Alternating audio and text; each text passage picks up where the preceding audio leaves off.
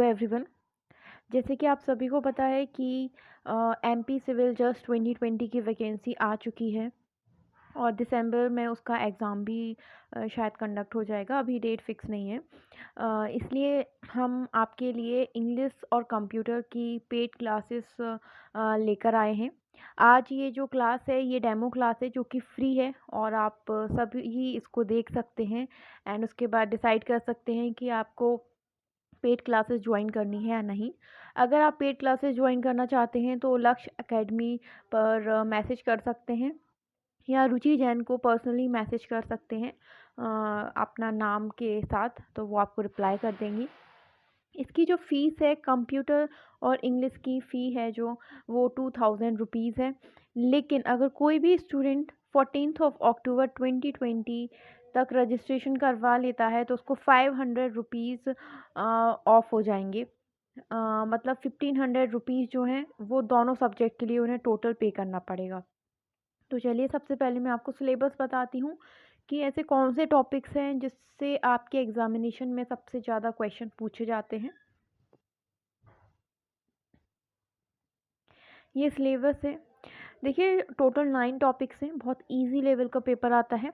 अगर मैं first topic की बात करूँ that is idem phrases. Idem and phrases का मतलब होता है हिंदी में कहावतें।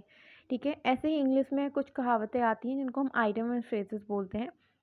तो आइडम एंड फ्रेजेस से जो क्वेश्चन आते हैं टोटल 4 क्वेश्चन आते हैं, 3 या 4। तो 10 तो टोटल क्वेश्चन ही आते हैं इंग्लिश में और 10 में से 3 या 4 क्वेश्चन हमारे आइडम फ्रेज में आ जाते हैं। तो ये टॉपिक बहुत ज़्यादा इंपॉर्टेंट हो जाता है। सेकंड है हमारा वन वर्ड। वन वर्ड से भी 2 क्वेश्चन आते हैं। इसके बाद एंटोनिम और सिनोनिम। एंटोनिम का मतलब होता है विलोम शब्द और सिनोनिम का मतलब होता है पर्यायवाची शब्द। इससे इन दोनों टॉपिक से 2-2 या 1-1 क्वेश्चन आता है, डेफिनेटली आता है। फिफ्थ क्वेश्चन है हमारा वोकैब या फिर correctly spelled word. Correctly spelled word previous 2 year से कंटिन्यू आ रहा है, हर सेट में आ रहा है, तो ये भी इम्पॉर्टेंट है। एक ही क्वेश्चन आता है बट डेफिनेटली आता है, तो इस बार भी आने के उसके चांसेस हैं। इसलिए फर्स्ट से लेके 5 तक जितने भी टॉपिक्स हैं वो बहुत ज़्यादा इंपॉर्टेंट टॉपिक हैं क्योंकि मोस्ट ऑफ द पार्ट उसी टॉपिक से कवर हो रहा है ना। 7 मार्क्स 1 से लेके 5 टॉपिक तक कवर हो जाएंगे आपके। अब बचते हैं 3 मार्क्स, तो 6 से लेके 9 तक जितने टॉपिक्स हैं उनसे 3 मार्क्स कवर होते हैं। मैंने 5 ईयर के पेपर्स का एनालिसिस करा है, उसके बेसिस पर मैंने ये देखा है। इसके बाद 6 नंबर पर जो है आर्टिकल प्रपोजिशन कंजंक्शन। इससे प्रीवियस 2 ईयर से कोई क्वेश्चन नहीं आया है, लेकिन हम इसको कर लेंगे क्योंकि ये सिलेबस में दिया हुआ है और अगर क्वेश्चन बनता है तो एक से ज़्यादा क्वेश्चन नहीं बनेगा। नेक्स्ट है टेंस और फिर उसके बाद है इनडायरेक्ट एंड डायरेक्ट स्पीच। तो जो टेंस है, टेंस हमें पढ़ना इसलिए ज़रूरी है क्योंकि इनडायरेक्ट टू डायरेक्ट स्पीच का एक क्वेश्चन डेफिनेटली हर साल आ रहा है, तो इस साल भी आने के चांसेस हैं। इसलिए टेंस हमें पढ़ना पड़ेगा, तभी हमसे 8th नंबर वाला टॉपिक बनेगा।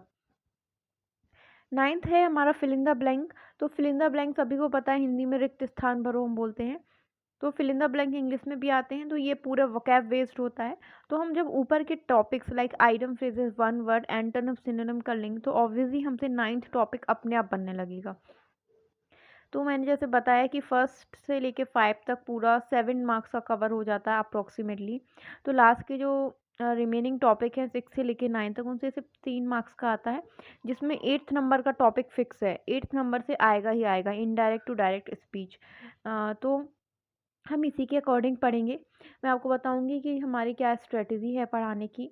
जैसे कि आइटम फ्रेजेस है, तो आइटम फ्रेजेस तो बहुत ज़्यादा होते हैं, ठीक है, लेकिन हमें सारे आइटम फ्रेजेस नहीं पढ़ना क्योंकि एग्ज़ाम बहुत पास है अब, तो सारे तो नहीं पढ़ेंगे, लेकिन हम वो सिलेक्टेड आइटम फ्रेजेस पढ़ेंगे जो आने के बहुत ज़्यादा चांसेस हैं। जो मैं आपको मटेरियल प्रोवाइड करूँगी आपको उसी में से ज़्यादा चीज़ें आ जाएंगी। जैसे कि वन वर्ड हुआ, वन वर्ड बहुत इजी आता है। फॉर एग्जांपल जैसे हिंदी में आते हैं वन वर्ड जो भगवान को नहीं मानते नास्तिक, ऐसे ही इंग्लिश में भी आते हैं। तो इंग्लिश में भी वन वर्ड आते हैं, 2 क्वेश्चन आएंगे। चलिए नेक्स्ट मैं आज का टॉपिक स्टार्ट करती हूँ। आज का टॉपिक है आइडम एंड फ्रेजेस। तो मैं आपको बताऊंगी कि कैसे हम आइडम फ्रेजेस को ईजिली याद रख सकते हैं, ठीक है। ओके, हमारा टॉपिक स्टार्ट हो चुका है। फर्स्ट आइटम फ्रेज है once in a blue moon. तो अगर कोई भी आइटम फ्रेज हमें सॉल्व करना है तो सबसे पहले आप क्या करेंगे, आप उसका हिंदी मीनिंग निकालने के ट्राई करिए, ठीक है। एग्जैक्ट नहीं निकालना है, जो भी हमें पढ़ के उस सेंटेंस को समझ में आ रहा है। Like once in a blue moon है ना, कभी कभार, इसका मीनिंग क्या होता है, कभी कभार। अब अगर आप सेंटेंस को पढ़ेंगे, जो भी ऑप्शंस हैं, तो something that happens frequently option A में है। तो फ्रीक्वेंटली का मतलब क्या होता है, बार बार। और मैंने अभी बताया आइटम फ्रेज का मतलब क्या होता है, कभी कभार। तो ऑप्शन ए तो कैंसिल आउट हो गया। समथिंग दैट हैपन्स रेयरली, वो चीज़ जो कभी कभी होती है। ऑप्शन बी जो है बिल्कुल करेक्ट है, according to the meaning of idiom phrases once in a blue moon. ठीक है, आप इस तरीके से याद रखेंगे तो आप इजीली क्या कर पाएंगे, उसको याद रख पाएंगे। ओके, तो once in a blue moon का करेक्ट आंसर है option B, something that happens rarely. Next चलते हैं हम, ball is in your court. अब देखिए, इसका अगर मीनिंग निकालेंगे तो कैसा मीनिंग आएगा कि मेरे कोट में बॉल है, ठीक है। तो इसको ऐसे सोचिए, अगर मेरे कोर्ट में बॉल है, मतलब अब मेरा डिसीजन है कि मुझे ये बॉल रिटर्न करनी है या नहीं करनी है। अब हम देखेंगे इसके अकॉर्डिंग कौन सा ऑप्शन फिट बैठता है। तो ऑप्शन ए है बॉल इज़ माइन, ये तो नहीं हो सकता कि बॉल मेरी है, ऐसा कोई आइटम फ्रेज नहीं होगा। B is ball is in my court, ये तो वही लिख दिया जो आइटम फ्रेज का मतलब है। See is the ball is not mine, ये तो कॉन्ट्राडिक्ट कर रहा है, तो ये भी अब कैंसिल आउट हो गया। D is it is up to you to make the next decision और स्टेप। ऑप्शन डी बिल्कुल करेक्ट है, क्योंकि जैसे कि मैंने बताया था, आप कैसे सोचेंगे कि बॉल मेरे कोर्ट में आई है, अब मेरा डिसीजन है कि मैं दूँ या नहीं, है ना, इट्स माई डिसीजन। तो ऑप्शन डी में भी यही है, it is up to you, ये आप पर है कि आप क्या एक नेक्स्ट डिसीजन लेते हैं, क्या नेक्स्ट कदम उठाते हैं। तो option D is the correct answer. अगर मैं थर्ड आइटम फ्रेज की बात करूं, barking up the wrong tree, what is the Hindi meaning of this, approximately हमें हिंदी मीनिंग निकालना है। मतलब रॉन्ग ट्री पर बार्क करना, बार्क मतलब भौंकना। Okay, option A looking in the wrong place और एक्यूजिंग द रॉन्ग पर्सन, मतलब गलत प्लेस पर देखना और गलत इंसान पर आरोप लगाना। सेकंड ऑप्शन देखते हैं, barking above the wrong tree के अबव बार्क करना, ये तो हो नहीं सकता। Looking for a tree for barking, एक ट्री के लिए देखना जिस पर बार्क कर सकें, ये भी नहीं हो सकता। तो ऑप्शन ए बिल्कुल करेक्ट आंसर है इसका, looking in the wrong place, है ना, या फिर एक्यूजिंग द रॉन्ग पर्सन, जब हम किसी गलत इंसान पर आरोप लगाते हैं या हमें किसी गलत डायरेक्शन में चीज़ों को देखते हैं, तो उस कंडीशन में हम एक फ्रेज बोलते हैं, that is barking up the wrong tree. Fourth is cry over spilled milk. अब इसका हिंदी मीनिंग क्या हो सकता है, जो मिल्क गिर गया उस पर रोना, है ना, क्राई ओवर स्पिल्ड मतलब गिरना, जो मिल्क गिर गया उस पर रोना। तो इसका मीनिंग से हमें क्या मतलब निकल रहा है कि जो चीज़ हो चुकी है उस पर रिग्रेट करना या रोना। तो ऑप्शन ए इज़ रिग्रेट, ये हो सकता है रिग्रेट, पछताना। हम रिग्रेट कब करते हैं, जब कोई गलती हो जाए, है ना, होने के बाद रिग्रेट करते हैं ना, तो ये हो सकता है करेक्ट आंसर। बी देखते हैं, when you complain about a loss from the past, past में जो चीज़ हो गई उस पर आप कंप्लेन करना, ये भी हो सकता है ऑप्शन करेक्ट। सी देखते हैं, रिपेंट, रिपेंट का मतलब होता है रिग्रेट करना, तो ये भी करेक्ट है। इसके लिए इसका ऑप्शन क्या होगा, correct option all of the above, तो option D. Next item phrases, fifth item phrase है एट वंस फिंगर टिप, है ना।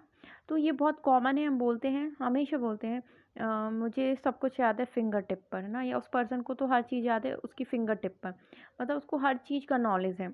तो उसका डायरेक्ट मीनिंग सभी को पता होगा, आई थिंक कंप्लीट नॉलेज, तो option three is the right answer. Sixth item phrase है हमारा bye hook or by crook. तो bye hook or by crook भी बहुत कॉमन है और इसी तरीके के आपके एग्ज़ाम में आते हैं। तो bye hook or by crook मतलब कैसे भी करके, है ना, कैसे भी करके, हमेशा सुना होगा, टीवीज़ में भी, टीवी सीरियल्स में बहुत यूज़ होता है, I I have to win this race by hook or by crook. तो इसका क्या होगा हिंदी मीनिंग, कैसे भी करके। तो option two by any means is the correct answer. 7 देखें, ब्लो वंस ट्रम्पेट, है ना। ब्लो मतलब बजाना, वंस मतलब खुद का, ट्रम्पेट मतलब एक म्यूजिकल इंस्ट्रूमेंट होता है, तो खुद के लिए बजाना, है ना। कुछ बजाने, अब इसका मीनिंग क्या निकलता है, खुद के बारे में बोलते रहना, ऑलवेज हमेशा अपने बारे में अपनी क्या करना, तारीफ करना। तो first option to praise other, दूसरों की प्रेज करना, प्रेज मतलब प्रशंसा करना, तो अदर तो नहीं, इसमें वंस लिखा है क्वेश्चन में, तो ये गलत हो गया। Option two to praise leader, जो लीडर है उसकी प्रेज करना, तो लीडर भी कोई और है ना, तो ये भी गलत हो गया। थर्ड है टू प्रेज ऑन सेल्फ, तो जो थर्ड ऑप्शन है वो करेक्ट है बिल्कुल। अगर हम मीनिंग देखेंगे क्वेश्चन का और थर्ड का बिल्कुल सेम है। तो ब्लो वंस ट्रम्पेट का मतलब होता है खुद की तारीफ करना, है ना, to praise oneself. 8th number है हमारा डिग द ग्रेव। अब डिग द ग्रेव का मीनिंग होता है, ग्रेव मतलब होता है कब्र, ठीक है, और डिग मतलब गड्ढा, तो या खोदना भी बोलते हैं हम, गड्ढा खोदना, ठीक है, गड्ढा खोदना ग्रेव के लिए, कब्र के लिए, इस टाइप का कोई मीनिंग है, तो ये बहुत नेगेटिव है। अब आपको थोड़ा चेक भी करना है कि नेगेटिव सा मीनिंग है या पॉजिटिव, तो ये थोड़ा नेगेटिव मीनिंग है क्योंकि इसमें ग्रेव यूज़ हुआ है, ठीक है। तो फर्स्ट पॉइंट देखिए, अब हम ये चेक करेंगे कौन सा ऑप्शन है जिसमें थोड़ा नेगेटिव मीनिंग आ रहा है। तो फर्स्ट ऑप्शन में देखो, to make space to rest, ठीक है, अगर रेस्ट करना है तो एक स्पेस बनाना है, तो स्पेस बनाएंगे थोड़ी ना हम कब्र खोदेंगे रेस्ट करने के लिए, ये तो गलत हो गया। टू डिस्ट्रॉय, ओके, डिस्ट्रॉय को अभी हम साइड में रख देते हैं क्योंकि ये भी नेगेटिव सा मीनिंग है। थर्ड देखते हैं, to make space for planning, अगर कोई स्पेस चाहिए मुझे प्लानिंग करने के लिए तो मैं कब्र थोड़ी ना खोदूंगी, गड्ढा थोड़ी ना खोदेंगे, ये भी गलत है। टू बिल्ड समथिंग, अगर मैं कुछ बनाना चाहती हूँ उसके लिए भी कब्र थोड़ी ना खोदेंगे, है ना। ओके, तो ये सारे क्या हो गए, कैंसिल हो गए। हमारा कौन सा ऑप्शन अभी रिमेनिंग है, सिर्फ ऑप्शन टू, टू डिस्ट्रॉय। तो ये दोनों नेगेटिव सेंस में थे। किसी चीज़ को डिस्ट्रॉय करना मतलब डिग द ग्रेव बोलते हैं ना, कि उस पर्सन ने, that person dig the grave, उसने क्या कर दिया, सब कुछ डिस्ट्रॉय कर दिया, इस तरीके से बोलते हैं।